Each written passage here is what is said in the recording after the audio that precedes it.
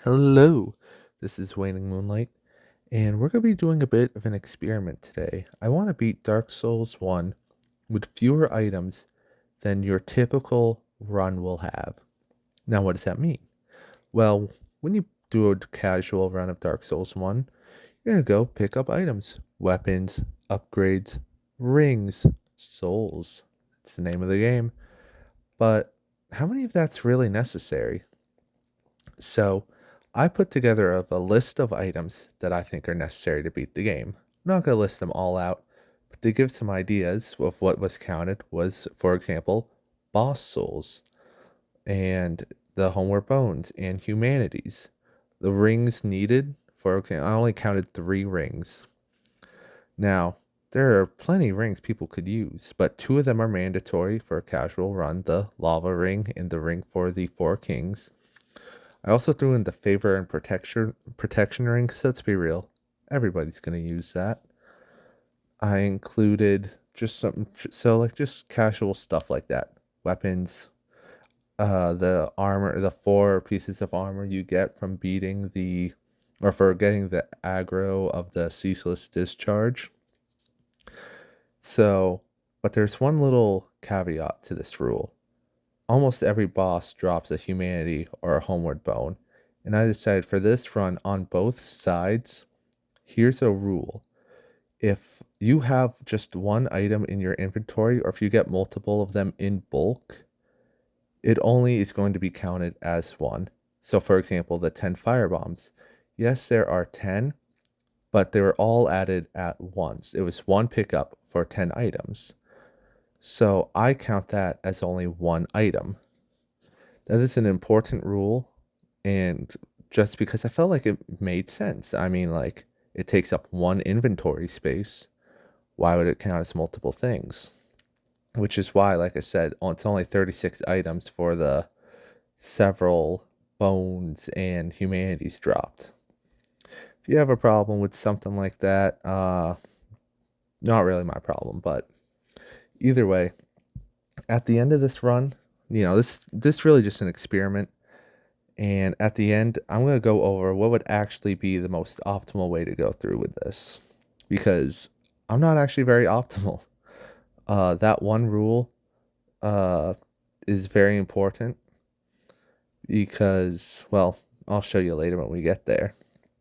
But either way, uh, we made my way through the asylum. Definitely meant to throw a firebomb against the wall. And took on the first boss of the run. Here, I mean, there was a way I could have done now literally as I'm recording this reflecting on I could have done the asylum demon skip and skip the getting the keys and stuff and the Estus, but I'm not actually good at this game, so I kind of didn't want to do that, which is again why I said at the end I'm going to go over an actual optimal strat. So the name of the game, beat 36 items, starts for real now. And I'm going to say if you somehow get entertainment from this video, by the way, you should definitely like and subscribe. This video, I learned a lot for this video. A lot of skips, a lot of difficult things to do that speedrunners do, and it was a pain. But with this rule set, I go off and I buy 99 arrows. And I'm doing everybody's favorite, the soul glitch, the soul duplication. This was part of the reason, like I said, it only takes up one item slot. I'm doing that. However, I hadn't thought of when I had 3 of the same soul to drop the 2 to do it multiple times, I can't repick them up because then they'll just be filling in an item slot. And so that kind of messed it up, so I can only do it once. But with my levels, I kind of wanted them so I could just plow through the early game. And because we're going to be skipping a lot of bosses. Now, I know we just did him. Technically, you don't need to fight him, but that's because if you use the master key, you can get around him, but I didn't grab that. And here we're getting to our first skip of the run. I know I'm kind of all over the place. That's because this entire run was all over the place. This was the first major skip. Send skip. If you're familiar with it, basically, you parry this guy on the stairs, repost him, and you kind of get set into the death plane. Doing this unloads the gate at Sen's Fortress, allowing you to walk through it. It's very difficult to control. After a few attempts, I realized it's like controlling in Silent Hill on the PlayStation 2, so I got it eventually, but at first, it didn't go well. And, I had this weapon, I had upgraded it, and it was not very good. By the way, I forgot if I said, I'm gonna say the total of every item I pick up at the end, but leave a number down below.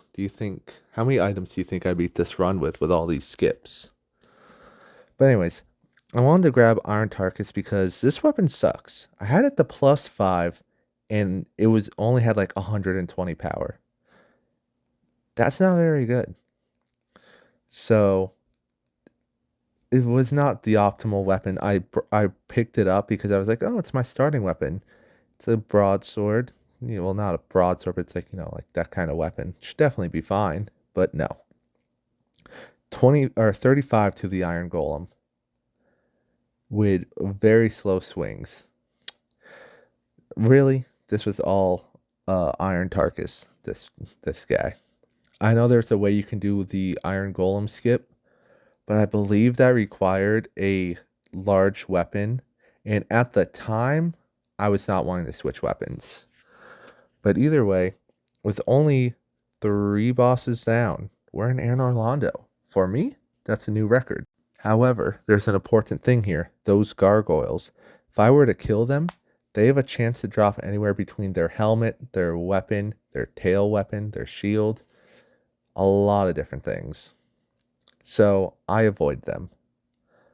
Now, another thing for this run, I forgot to calculate, is I need some faith and some attunement. So I decided to pick up, again, because we're skipping some bosses, I have the right to pick up some unnecessary items, and that soul was one of them. Again, people could definitely do this game or could do this challenge at like soul level 1 for most of it. You do need a few levels in faith for a reason I'll get into later. But I'm not good at the game. I'm gonna be over leveled if I can. So I got myself nice and pretty, nice high levels, and like I said, I'm kind of done with this weapon. So I went over to Big Man Giant and got myself a +5 Giant's Halberd. And this will be the main weapon we use for the last 25% of the run. Because, believe it or not, it's already, in terms of bosses, we're already almost at the end. Ornstein and Smough, not much to talk about. This weapon really chunked them. It was just really about spacing. I ended up dropping the armor so I could fast roll. I did not give myself enough endurance. And honestly, I did not mind because I didn't really like the armor. I thought it was kind of ugly. Not important. What was important was going into this fight with Noestus. I thought I'd be kind of screwed, but I staggered him with like 2 hits. So, I mean, I was fine. And with him done, we get another soul. If we had killed Ornstein, we would also have gotten I believe what it's called, the old Leo ring. If we had gotten the old Leo ring, and once again, obviously, that would have been another item. We talked to everyone's best friend right here, everyone's favorite lady, after struggling for a minute to kneel, and we get the Lord Vessel. And then with the Lord Vessel, we pick up Force, Homeward, and 2 talismans. Now, talking to him, he does also forcefully give me a copper coin. That sucked. Now, we need a way to the killing of the first flame. Now, this is where a big optimize could have been, because I did not have the master key. I had no way to ring the 2 bells. For those who don't know, to place the kiln, you need to talk to Fram or Koff, I think is his name. However, the way to do it with less items being picked up would be to ring the 2 bells, doing the Quelaag skip, and just fighting the bell gargoyles. But I'd mess that up. So instead, we're going to fight the 4 kings. Yeah, not optimal, but you know, it's what we're doing. Kind of stuck with it at this point. I mess up the homeward bone like that many times. Hate to admit it, was kind of struggling. Pick up the key to the seal, and I go down. Now, honestly, I would like to say this where the run gets easier, but it is this. Well, this portion right here was the last bit. This was like the calm before the storm. Now, I'll explain why in a moment, but honestly, I was a little nervous walking down here because I didn't know because the bells hadn't been rung if the guy would show up. I know he doesn't show up if you have placed the Lord vessel, but I don't know anything about if he would show, like if you went and fought the 4 kings like super early, would the guy show up? Like if you do it even before Ornstein and Smo? I got no clue. But I just went and pushed the floodgates to open it up. It was a very nerve-wracking way down to the boss. Very not so nervous boss fight. I mean, I was able to relax. Believe it or not, the 4 kings are really weak to being hit really hard. I don't know if you guys know that. So I put on a little bit of armor just to kind of face tank, and then just 2-shot the last one. He had half of his health bar. And to my delight, big man showed up. Oh, I was so worried. I was actually so worried going into that. But we're cooling. We talked to him. He says some junk about fire and a liar. Personally, I did not pay attention because we're on a run. We're on the crunch right here. Didn't really care. He talked more. He ate me. I'm not into it. And he spat us out down in this exactly where we needed to be place. Firelink altar. Now, maybe some of you know, maybe some of you don't. But these spells and the 2 talismans are important to wrong warping. Now, I had never done this before. I just thought, oh, it's simple. Just cast 2 spells and that's it. I did some research. I watched a few videos. This should be easy. It was not easy. I did not realize there was a few mistakes that would have saved me a lot of pain. For one, apparently, I don't know if it's true, but from some of the videos I was watching, it's harder to pull the trick off on a female character for some reason. And so that was a big issue. Apparently, it's a frame perfect glitch. If you're unfamiliar what frame perfect means, or actually, let me get into what I have to do before I explain why frame perfect is so important. I have to, while on a ledge, cast Force with 1 talisman, then within 1 frame or in less than a second, hit up on the D-pad, cast Homeward, and then hit A to activate it. That's not easy. And actually, worst part is you can't do it just standing still. You gotta do it by falling down. It is I've done some glitches. I've done some things in games. This is one of the most difficult things I've ever had to do. I believe the other name for this move is called like the spell swap or whatever.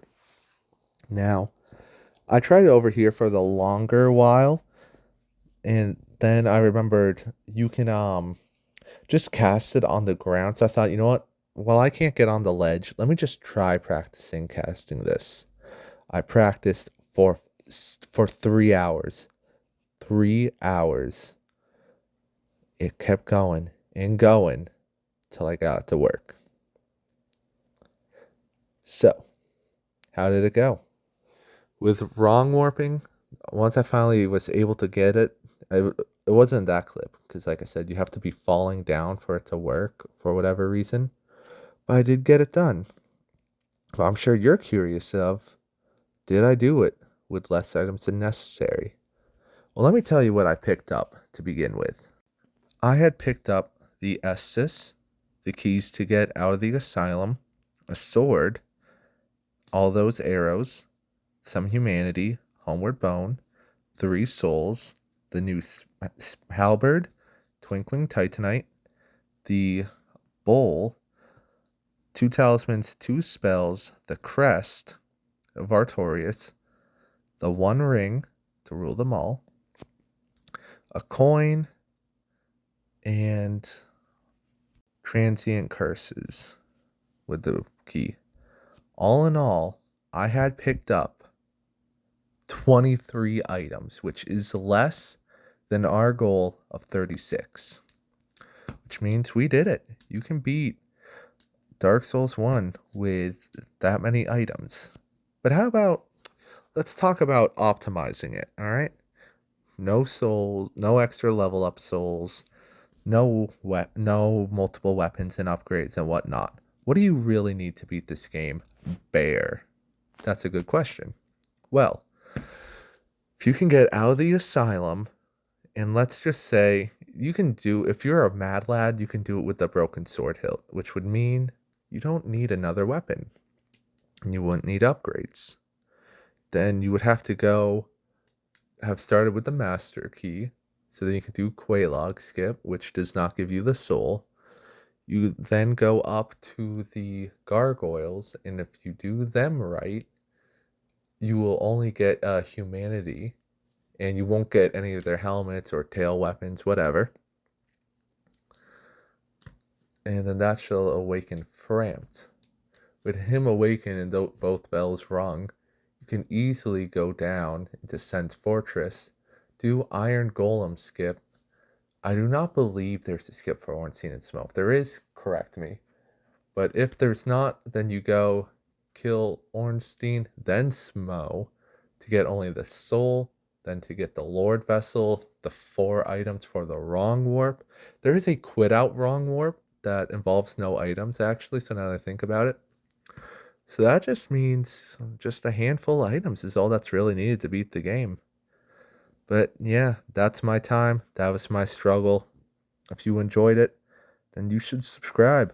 I do more challenge runs normally. I thought this was a little fun thing to do. So enjoy the rest of your day, peeps. And good night and good day.